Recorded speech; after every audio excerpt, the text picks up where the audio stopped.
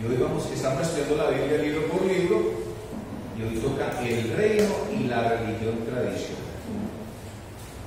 Entonces dice, la verdad central: Dios tiene mayor interés en las personas que en las instituciones, y en las cualidades internas que en la observancia de reglas establecidas por el hombre. Y dice el versículo clave, que es Mateo 15, versículos 18 y 19, que dice así: pero lo que sale de la boca, del corazón sale, y esto contamina al hombre. Porque del corazón salen los malos pensamientos, los homicidios, los adulterios, las fornicaciones, los hurtos, los falsos testimonios, las blasfemias. Vamos a repetir nuevamente estos dos versículos. Pero lo que sale de la boca, del corazón sale, y esto contamina al hombre. Porque del corazón salen los malos pensamientos, los homicidios, los adulterios, las fornicaciones, los hurtos, los falsos testimonios, las blasfemias. Mateo 15, 18 y 19. Bueno, hermanos, hoy estudiaremos primero lo que contamina al hombre, que está en Mateo 15, versículos 10, 11 y luego del 15 al 20. Y segundo, levadura de los fariseos y saduceos, que está en Mateo capítulo 16, versículos del 1 al 12. Entonces vamos a empezar con el primero, lo que contamina al hombre. Y nos dice Mateo 15, 10: y llamando así la multitud les dijo, oíd y entended. Entonces dice, oíd y entended. Esta exhortación de Jesús era muy sencilla, pero a la vez muy compleja, por causa de las tradiciones religiosas de los líderes judíos. Jesús dedicó la mayoría de su ministerio y enseñanzas a la tarea de comunicar a sus discípulos la naturaleza única del reino de Dios. Después de todo, esta era su misión y su mensaje. O sea, en la intención de Jesús, el problema era la religiosidad que había con todos esos judíos. Entonces él trató de enseñar realmente qué era lo que necesitaba el reino de los cielos. ¿Por qué nos debemos de repartir? ¿Por qué debemos de aceptar a Cristo como nuestro Señor y Salvador? ¿Por qué debemos de tener nuestro nombre inscrito en el reino de los cielos? Porque cuando el Señor venga, nos vamos directamente. Y todos vemos que, por decir algo, la naturaleza única de nosotros es pecaminosa. ¿Por qué? Porque desde el Edén el hombre pecó y quedó muerto en sus delitos y pecados. Y la naturaleza única del reino de los cielos es que el propósito del Señor Jesucristo era enseñarnos para volvernos a llevar al reino de los cielos. Y les dio unas enseñanzas a los judíos y esas enseñanzas debían de conducir hacia el otro pueblo que no era pueblo, que eran los gentiles. Entonces, por eso dice Jesús en la única mayoría de su ministerio y enseñanzas a la tarea de comunicar a sus discípulos la naturaleza única del reino de Dios. Es la forma, es a través de las Escrituras. Si nosotros leemos la palabra, la leemos para nosotros, porque es la única forma que podemos entenderla. Y el Señor empieza por lo más sencillo, que son las mismas normas que ponemos en este mundo.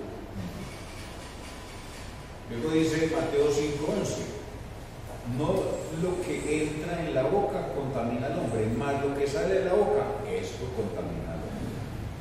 Y nos dice, uno de los conceptos céntricos del reino fijó el origen del pecado en el corazón y en la voluntad del hombre, no en las acciones externas. Esto produjo un conflicto con los fariseos y escribas. Por eso dijeron, tus discípulos no se lavan las manos cuando comen pan, ya que ellos les condenaron no sanitaria sino religiosamente. Jesús contestó, lo que entra en la boca no contamina al hombre, sino lo que sale de la boca. Jesús rehusó definir el mal espiritual en términos rituales o como una falta de ellos, porque la pureza y la impureza proceden de la actitud humana, Bienaventurados los de limpio corazón, porque ellos verán a Dios. O sea, hay que entender eso, ¿cierto? Porque no es por la religiosidad.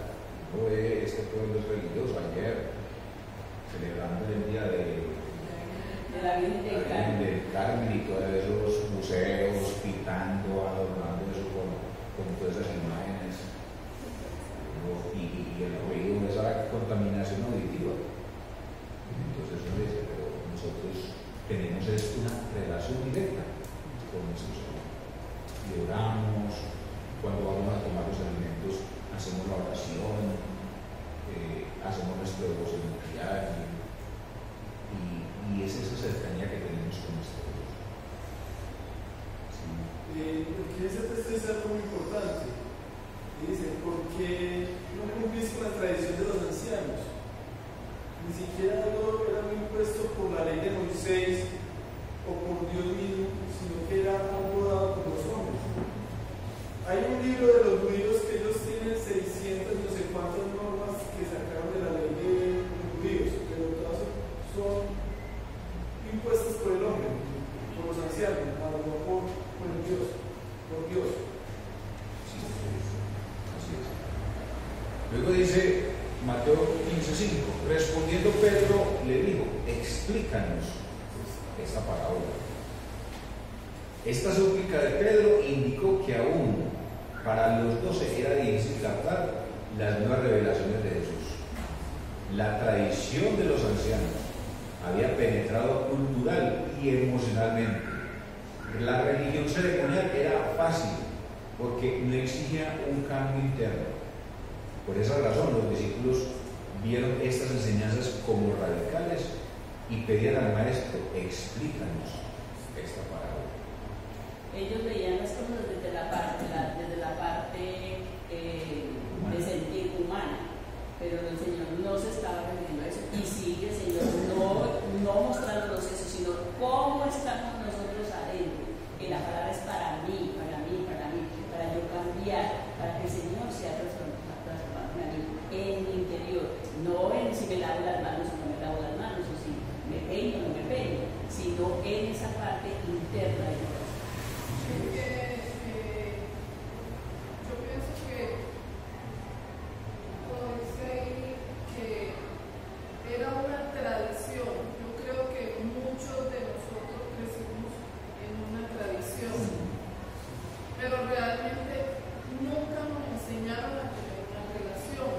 Eso era lo que realmente estaba enseñándole Jesús a sus discípulos en ese momento, que no era basar su vida en una tradición, sino en una relación directa con Él. Y para él era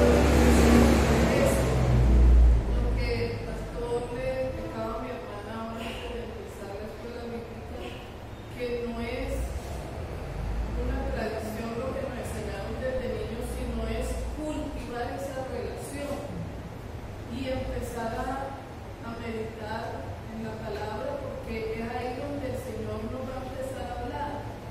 Porque si no empezamos a tener esa relación, nunca lo vamos a conocer. Y eso es lo que yo estaba tratando de enseñar, lo que hoy pues también nos está enseñando a nosotros. Así es. Gracias, Juan. Luego dice Mateo 15:16, Jesús dijo, ¿también vosotros sois aún sin entendimiento? Y luego dice el 17, ¿no entendéis todavía que todo lo que entra a la boca va al vientre y es echado en la letrina? Todavía ellos carecían de entendimiento porque estaban pensando que lo físico determinaba lo espiritual. Jesús contradijo esa idea al decir, lo que entra a la boca va al estómago y sale a la letrina.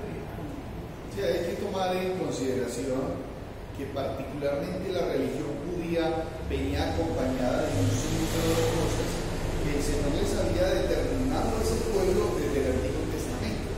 No fue porque simplemente se les ocurrió, no. Había una norma, una ley establecida por Dios, y los judíos en su parte religiosa tomaron eso y se volvió parte integral del judío. Entonces Ellos simplemente tomaban en consideración que no podían estar comiendo un tipo de cosas.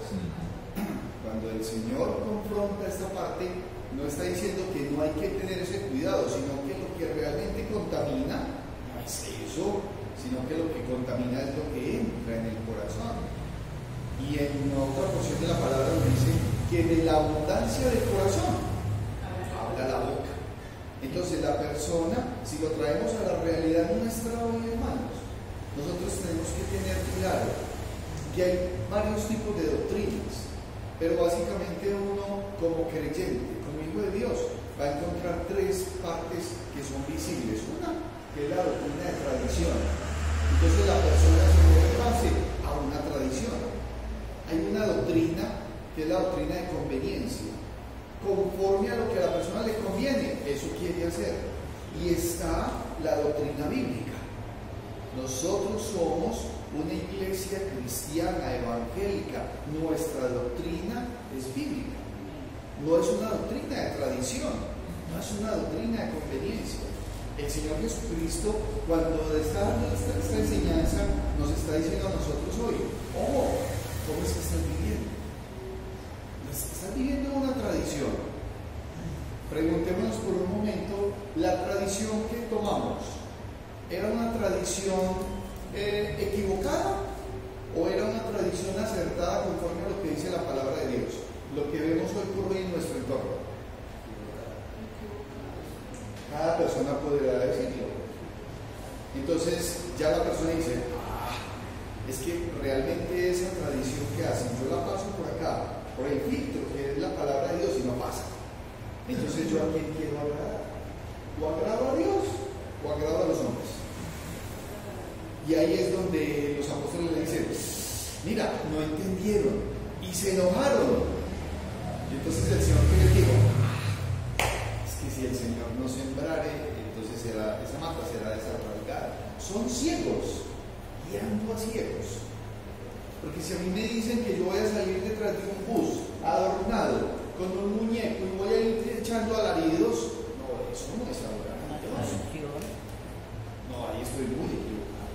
Pero en especial la cultura, la religión dice: haga, pero no hay una razón. Cuando vos pones esta Biblia y tienes una relación con Dios, dice: haga, pero es porque o a Dios le agrada o deje de hacer porque Dios le gusta. Hay una razón, hay un entendimiento de por qué se hacen las cosas. En una religión, en una cultura, no. Se hace porque así lo hicieron nuestros padres, los padres de nuestros padres, hasta que creo que se le inventó. Bueno, luego dice Mateo 15:18: pero lo que sale de la boca, del corazón sale, y esto contamina al hombre. Inmediatamente Jesús reiteró el concepto céntrico, agregando: lo que sale de la boca viene del corazón, como el asiento de los sentimientos y pensamientos. El corazón almacena todo motivo y deseo humano. Si el corazón guarda lo malo y esto sale, también esto contamina al hombre externamente. De la abundancia del corazón habla la boca. Entonces, ¿de qué nos estamos alimentando nosotros? ¿De la palabra de Dios?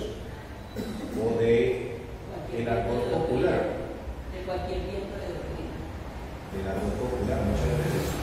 Porque a veces somos muy reactivos. Entonces, inmediatamente nos sale una mala palabra, porque eso es lo que vivimos durante mucho tiempo. Y sale de nuestra boca una grosería. Sí, hay una canción que era muy popular y decía: hagamos lo que diga el corazón. ¿Sí la han escuchado? Y hagamos lo que diga el corazón. No, cuidado. Jeremías, en el capítulo 17, versículos 9 y 10 dice: engañoso es el corazón, más que todas las cosas, y perverso. ¿Quién lo conocerá? Versículo 10: yo, Jehová, que escudriño la mente, que pruebo el corazón, para dar a cada uno según su camino, según el fruto de sus obras. Engañoso es el corazón y perverso. Sí, porque si me muevo por el sentir, por el sentimiento, voy a ir directo a un hueco. Tengo que tener es una lámpara, una guía. Si yo me guiara por lo cura. Así es. Y si empatamos y miramos lo que dice Génesis 6:5, también es tremendo. Y yo Jehová que la maldad de los hombres era mucha en la tierra, y que todo designio de los pensamientos del corazón de ellos era de continuo, solamente el mal. Así es.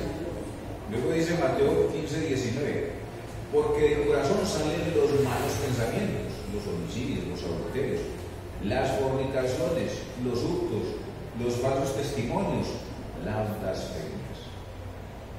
A continuación Jesús ilustró cómo se expresaban estos deseos del corazón: los malos pensamientos, los homicidios, los adulterios, las inmoralidades sexuales, los robos, los falsos testimonios y las blasfemias. Posiblemente Jesús tenía en mente estas expresiones como violaciones de los 10 mandamientos de Moisés. En todo caso, Él les indicó algunos de los pecados más dañinos al hombre y a la sociedad, y de dónde tienen su procedencia. Y mire todos los siglos que han pasado, todas esas palabras que dijo Jesús todavía sigue siendo normal, porque del corazón salen los malos pensamientos, homicidios, adulterios, fornicación, hurtos, falsos testimonios, blasfemias. Toda esa lista es la misma que hay hoy. De esto es que el Señor vino a librarnos a nosotros, para que nos cambiemos a través de su palabra. Y en vez de estar haciendo así, porque yo hago así y estos tres vienen para acá, entonces, Señor, yo soy el que hice Señor, perdóname, no dejes que lo vuelva a hacer. ¿Sí? O sea, un corazón contrito y humillado delante de la presencia del Señor. Así es. Luego dice Mateo 15:20, estas cosas son las que contaminan al hombre, pero el comer con las manos sin lavar no contamina al hombre. En conclusión, Jesús les advirtió que estas cosas egoístas contaminan al hombre y sus relaciones personales e impersonales, mientras que sus ritos religiosos, como comer sin lavarse las manos, no contaminan al hombre. En el reino único de Jesús, la religión verdadera procede de adentro hacia afuera y no de afuera hacia adentro. O sea, es algo que nosotros entendemos, que el Espíritu entra en nuestra vida y Él empieza a transformarnos y a hacernos una nueva criatura. Y cuando nosotros somos una nueva criatura, ya de nuestro interior no va a salir nada malo, porque todo ese pasado quedó atrás. Segundo, levadura de los fariseos y saduceos. Dice Mateo 16:1, vinieron los fariseos y los saduceos para tentarle y le pidieron que les mostrase señal del cielo. De vez en cuando estos maestros y líderes judíos, enemigos de Jesús, querían probarle para acusarle de violar la ley mosaica. Sin embargo, en el trasfondo de su solicitud descansaba algo aún más peligroso: el hecho de pedir que les mostrase una señal del cielo indicaba su falta de fe. Además de su rechazo de Jesús mismo, la fe superficial siempre exige una verificación visible, ya que nunca cuenta con una confianza profunda en la validez de la promesa divina. Poner en tela de duda el carácter y el ministerio de Jesús era la parte más podrida de la levadura de los fariseos y de los saduceos. O sea, ellos no creían en ese Jesús, no creían que era el Hijo de Dios, siempre lo rechazaron y eran buscando la oportunidad de tentarle para que violara la ley mosaica. Y ese siempre fue el permanente de Jesús, que finalmente ellos decidieron matar.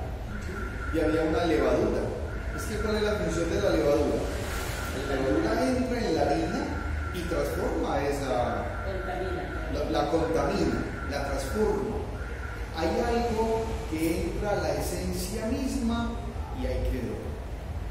Hay doctrinas perversas donde las personas dicen un sinnúmero de cosas, que la persona almacena esa levadura y se le queda ahí. Y viene la palabra a los fariseos y saduceos, les dijo el Señor Jesucristo directamente, pero tenían esa levadura tan metida ya que no estuvieron dispuestos a recibir al Señor. Por eso Él les dice, señal no les será dada, solamente la señal del profeta Jonás. Y cuando uno se sienta a mirar el libro de Jonás, eso, como que yo tiemblo cada vez que leo a Jonás. Las doctrinas perversas, lo que las personas han sembrado en el corazón de las personas, en donde están ofendiendo directamente a Dios. Es que la idolatría es una ofensa directa contra Dios. Eso no es cualquier cosa. Y la gente quiere decir, no, eso no es nada, nada. Usted se está metiendo directamente con Dios. ¿Y qué decía el profeta Jonás? Pasaba por Nínive. ¿Y qué les decía a todos? Arrepiéntanse, vuélvanse a Dios. Y todos lo tuvieron que hacer. El rey, los habitantes, hasta los animales. Y el Señor tuvo misericordia. Si las personas no se arrepienten, les va a pasar lo que pasó en el diluvio. Pero si hay arrepentimiento, lo que pasó con Nínive, que hubo una bendición. El Señor tuvo misericordia. Y eso es lo que debemos de pedirle al Señor, misericordia. Ellos estaban acostumbrados a las señales, por eso pedían señales. Pero ni aún las señales que hizo Dios, los milagros que hizo el Señor Jesucristo, los llevaron al arrepentimiento. O sea, no es que si yo veo que la Virgen se apareció o que tal grupo se apareció por ahí, yo voy a cambiar. No, es que es dentro del corazón, a quien amo, a quien sirve. Es adentro, de adentro del corazón es que sale lo que se llama así de esta palabra. En la conversación del rico con Abraham, el rico le dice, Padre Abraham, manda a mí que le diga todo esto a mis hermanos. ¿Y qué le dice Abraham? Si no tienen con Moisés y con los profetas, no tienen con nada para arrepentirse, para llegar al arrepentimiento. Si nosotros no tenemos con el Evangelio para arrepentirnos, para cambiar de vida, no tenemos con nada. Así es. Bueno, luego dice Mateo 16, 2, 3. Cuando anochece decís, buen tiempo, porque el cielo tiene arreboles, y por la mañana hoy habrá tempestad, porque tiene arreboles el cielo nublado. Hipócritas, que sabéis distinguir el aspecto del cielo, mas las señales de los tiempos no podéis. Esta vez Jesús utilizó la experiencia cotidiana del clima como ilustración. Aunque ellos esperaban una señal espectacular, Jesús les habló del cielo enrojecido y sombrío, señales muy evidentes para conducirles a las señales de los tiempos. Probablemente estas señales se referían a los tiempos inminentes de guerra con los romanos, estimulados por los judíos celosos y apoyados por los fariseos. A ellos tenían otra perspectiva. El Señor les estaba mostrando algo que era para el tiempo más adelante, pero ellos tenían en mente otras cosas. Luego dice Mateo 16:4, la generación mala y adúltera demanda una señal, pero señal no les será dada, sino la señal del profeta Jonás, y dejándolos se fue. Eso es tremendo, porque miren hermano lo que dice la palabra. Y dejándolos, oye, es el Señor Jesucristo. O sea, se lo dijo como clarito. No quieren. Y dejándolos. Sí, entonces dice, si ellos podían discernir las señales del cielo, ¿por qué no las políticas? Y si no logran entender estas, mucho menos podrán comprender las señales espirituales del reino. Lo que les faltaba era señal de Jonás, la señal de Jonás, es decir, de fe. Al oír el mensaje de Jonás, los hombres de Nínive se arrepintieron y creyeron. Sin embargo, ahora, a la luz de la señal mayor de juicio que Jesús mostraba, ellos no creían, sino se endurecían como una generación malvada y aburrida. Entre más conocimiento, más endurecida. Bueno, me voy a permitir leerles lo que dice Jonás en el capítulo 3, los versículos 4 y 5. Y dice, y comenzó Jonás a entrar por la ciudad, camino de un día. Hermano, les duró un día. O sea, es que es mucho. Y caminó un día y predicaba diciendo, de aquí a 40 días, Nínive será destruida. O sea, ese caballerito Jonás empezó a hablar, no se quedó callado durante un día. Yo me lo imagino andando por todo Nínive, y aquí a 40 días esta ciudad será destruida. Y los hombres de Nínive creyeron a Dios, y proclamaron ayuno, y se vistieron de cilicio, desde el mayor hasta el menor de ellos. O sea, recibieron el mensaje, le prestaron atención, no fueron insensatos. Así es. Luego dice Mateo 16, 5 y 7. Llegando sus discípulos al otro lado, se habían olvidado de traer pan. Y Jesús les dijo, mirad, guardaos de la levadura de los fariseos y de los saduceos. Ellos pensaban dentro de sí diciendo, esto dice porque no trajimos pan. Otra vez Jesús exhortó a los 12, calificándolos como hombres de poca fe y tardos para entender. Mirad, guardaos. Es claro que ellos entendieron que la levadura, algo podrido e inmoral, pero todavía pensaban que les hablaba del pan literal, por eso discutían entre sí diciendo, es porque no trajimos pan. Los 12 estaban tan ocupados en sí mismos y su propia negligencia que permanecían ciegos al hecho de ser víctimas de la hipocresía de los ciegos guías farisaicos. Todos estaban por caer en el hoyo político de la guerra con los romanos. Aún ahora tenemos que tener mucho cuidado con la levadura, mucho cuidado cuando nosotros apartamos la mirada de las sagradas escrituras para poner en dichos de los hombres, en tendencias de los hombres, nos es muy fácil enredarnos con la levadura que quita los cimientos de la palabra, la limpia de poder para dejarnos cosas extrañas que no tienen nada que ver con la palabra. Aún ahora ese es el tipo de levadura que tenemos que tener cuidado. Sí, hermanos, hay que tener especial cuidado. Miren, hay personas que posiblemente pueden ir guiadas por su buena fe, lo que uno llamaría buena fe, una buena intención. Había un joven que venía a un discipulado acá a la iglesia, y entonces él me dijo, Luisca, es que vos sos muy radical, entonces solamente lo que diga la Biblia. No, Luisca, deja aunque sea una ventanita abierta. Hermanos, no se puede dejar una ventanita abierta. Así es como dice la hermana Blanca. Es que hay que tener especial cuidado. El creyente tiene que ir conformes a lo que dice el Señor en su palabra. Porque si usted deja la ventanita abierta, él se mete por ahí. Y entran esas doctrinas perversas, esas cosas de hombres, y entonces el creyente deja de empezar a confiar en el Señor, a confiar en algo totalmente diferente. Y se llena de temor, y hay personas llenas de un temor humano. ¿Por qué? Porque las filosofías y los pensamientos humanos van soportadas sobre la fuerza humana, y nosotros en nuestras propias fuerzas, ¿qué vamos a hacer? Y solamente en la fe del Hijo de Dios. Amén. Solamente en Cristo, solamente en Él. Que era lo que le pasaba a los discípulos, hombres de poca fe. Porque Él las... Sí. Perdón, y habían visto cómo el Señor había multiplicado toda esa cantidad de panes, y esos que preocupados que por una levadura. Hombre, no, lo acaban de ver que es un milagro. Bueno, luego dice Mateo 16:8. Y entendiendo Jesús les dijo, ¿por qué pensáis dentro de vosotros, hombres de poca fe, que no tenéis pan?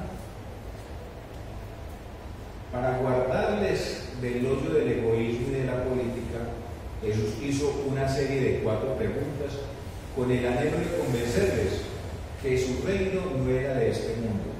Primero, ¿por qué discutís que no tenéis pan? El pan para cenar no era tan importante para Jesús. Él estaba más interesado que los hombres de poca fe profundizaran sus pensamientos.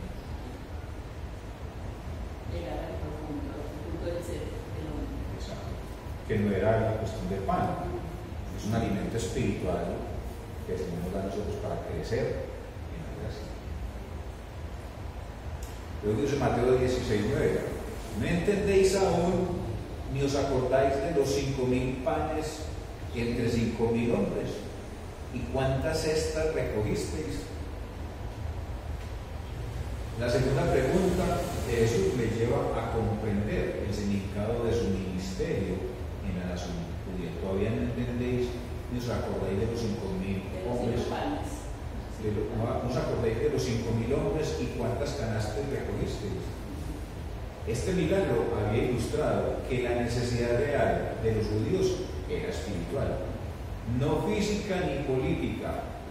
Asimismo, la abundancia y excedente de alimento había mostrado que Jesús era el prometido divino para satisfacer el hambre total de las 12 tribus de Israel.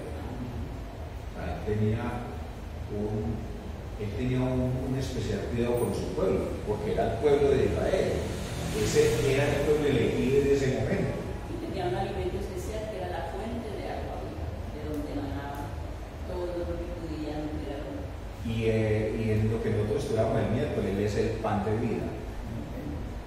Él es el pan de vida. Solamente a través de Él nosotros recibimos ese alimento. No el físico, sino ese alimento espiritual. Luego dice Mateo 16:10: ni de los 7 panes y 4.000 y cuántas canastas recogisteis. Otra pregunta: y tampoco los 4.000 y cuántas canastas recogisteis. Jesús podía satisfacer abundantemente aún las necesidades espirituales de las naciones gentiles. Era preciso que estos 12 humildes galileos entendieran que la misión de Jesús abarca a todo aquel que en Él cree. A la vez, fueron comisionados con la orden a hacer discípulos a todas las naciones, enseñándoles obediencia al Señor. Esto se trata de nacionalismo político. O sea, el Señor tenía un propósito con su pueblo, pero ellos finalmente rechazaron. Y el Señor estaba tratando, Jesús estaba tratando de hacerle entender a los discípulos cuál era la prioridad. Luego dice Mateo 6:16-11: ¿cómo es que no entendéis que no fue por el pan que os dije que os guardasen de la levadura de los fariseos y de los saduceos? La última pregunta: ¿cómo es que no entendéis que no os hable del pan? La hipocresía religiosa y la política exclusivista fueron estorbos formidables para el adelanto del reino de los cielos. Guardaos de la levadura de los fariseos y los saduceos. Al fin, ellos captaron que la unión de la religión tradicional y la política secular era la doctrina que no cambia en el reino único de Jesucristo. Y luego dice Mateo 16:12: entonces entendieron que no les había dicho que se guardasen de la levadura del pan, sino de la doctrina de los fariseos y de los saduceos.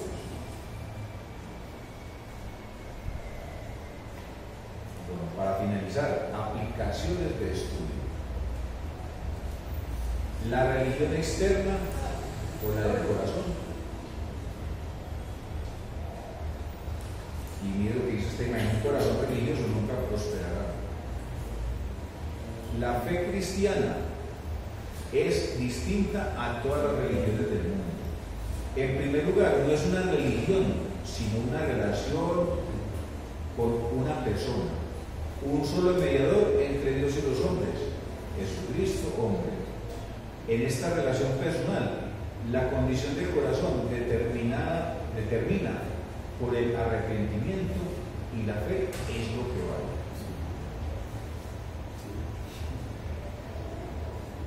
Sí, uno diría, es así, y es tan sencillo. y porque hay muchas personas que no lo entienden.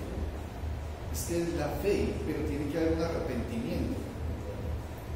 Y lo que implica ese arrepentimiento es que creer en el Señor Jesucristo no es simplemente decir yo creo, no, lo que implica creer.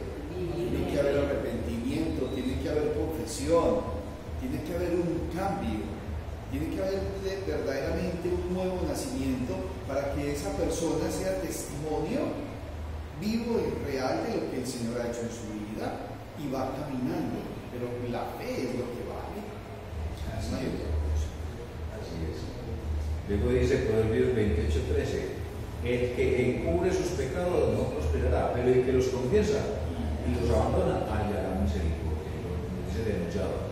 Por el contrario, cuando no hay confesión de pecados ni pureza de corazón, entonces lo que sale de la boca viene del corazón y eso contamina al hombre. Por eso la conducta externa se justifica o se condena por la actitud y la intención del corazón. Por ejemplo, un empujón que nace del enojo no es correcto, pero cuando se hace para salvar a una persona de un accidente es justificado. Claro, miren hermanos lo importante, pero el que los confiesa, y en la versión de Reina Valera dice y se aparta, aquí dice y los abandona, hallará misericordia. Porque es que no puede ser que una persona haya renunciado a algo que es pecado, que ofende a Dios y vuelva. O sea, usted no tiene por qué volver a tener contacto de ningún tipo con una botella de cerveza o de aguardiente y llevarlo a su boca, porque tiene que entender que con eso está ofendiendo a Dios. Y si lo hace, se tiene que arrepentir y pedir perdón. Y no solamente el que toma algún tipo de licor, no, el que hace cualquier otro tipo de cuestión que definitivamente ofende a Dios. Se tiene que apartar, abandonar para hallar esa misericordia, porque si no, sigue nuevamente en sus delitos y pecados. Entonces, simplemente no está aprobando tener en cuenta a Dios. Y como no aprobaron tener en cuenta a Dios, ¿qué hizo Dios? Los envió a una mente reprobada para hacer cosas que no podían. Sí, hay una parte ahí que dice el que encubre. Para mí encubrir es como esos velos que se ponían antiguamente las mujeres que llegaban y se echaban un velo transparente así por encima, creían que se veían preciosos, encubrían el rostro.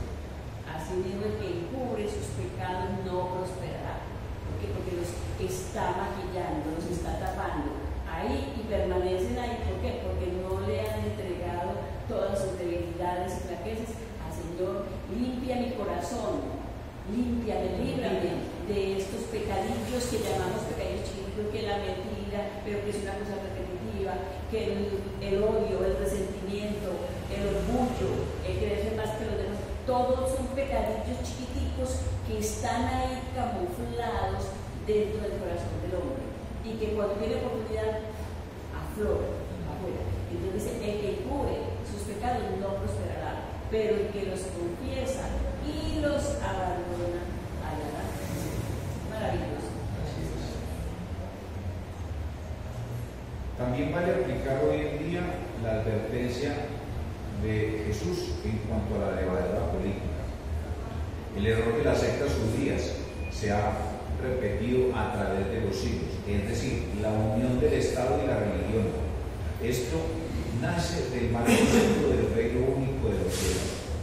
Todos los miembros de la Iglesia de Jesús conocen la verdad manifiesta en Cristo y esta verdad nos hará libres.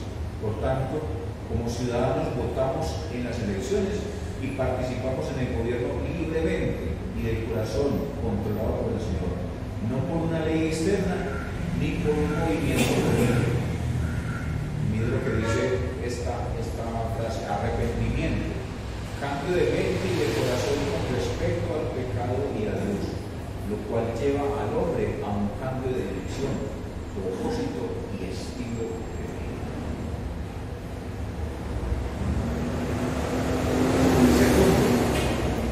Una iglesia que excluye o una iglesia que incluye a todos. La fe de la extranjera y la alimentación de los 4.000 nos hace recordar que la iglesia, como parte del reino único de Jesús, tiene que mantener sus puertas abiertas a toda raza y a toda clase social. Jesús nos dijo: si no os arrepentís, todos pereceréis. Y mire lo que nos muestra esta imagen. La belleza del diseño está en la armonía de sus piezas. Una iglesia unida, pero esta es una iglesia de puertas abiertas. Aquí no se le impide el ingreso a nadie. Estamos dispuestos a recibir un inmigrante, una persona que vive de pronto de la calle. Y esa es la confianza que nosotros tenemos de parte de lo que el Señor nos ha mostrado. Pues hermanos, aquí ya finalizamos la escuela.